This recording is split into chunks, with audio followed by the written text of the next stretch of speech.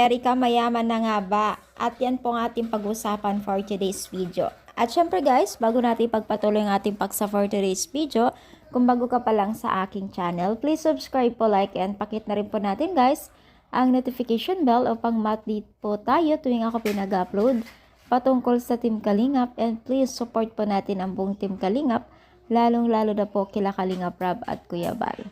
So, totoo nga bang itong si Erica ay mayaman na? Nako mga mima.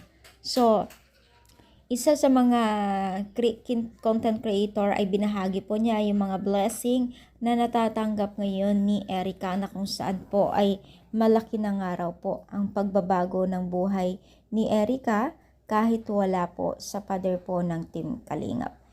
Malaki na daw po ang kanyang bahay at may mga ari-arian na rin, mga appliances, mga gamit sa bahay na talagang kita po natin yung pagbabago sa buhay ni Erica, no? So, parang tumaba din itong si Erica, no? Talagang hiyang niya yung kanyang pag-aaral ngayon, mga mima. So, itong si Erica ay punong-puno po ng pambabas sa kanya nung time na biglang bumitaw po sa kasagsagan ng love team po ng Team Kalingap.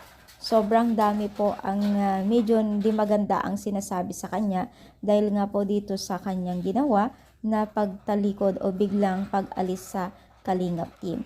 Bagamat po ay hindi pa rin iniwan ng mga ilan na sponsor po ni Erica at patuloy po na nagbigay ng suporta, at ngayon po ay napakaganda na daw po ng kanyang bahay at mga kompleto na rin daw po ng gamit niya. So, ibig sabihin lamang po yan ay marami pa rin po nagmamahal sa kanya kahit binitawan na ng Team Kalingap, dahil yun po yung gusto po ni Erica.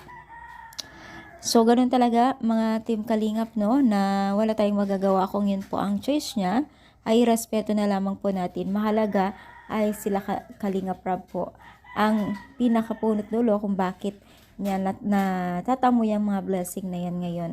So, successful pa rin ang tawag doon, ay tagumpay pa rin po ng Team Kalingap, dahil kung hindi rin naman po kila Kalingap Rab at Kuya Bal ay hindi po makikilala ang mga sponsor ni Erica na nagtatayo ngayon at nagbibigay po ng kanyang sustento ngayon, di ba?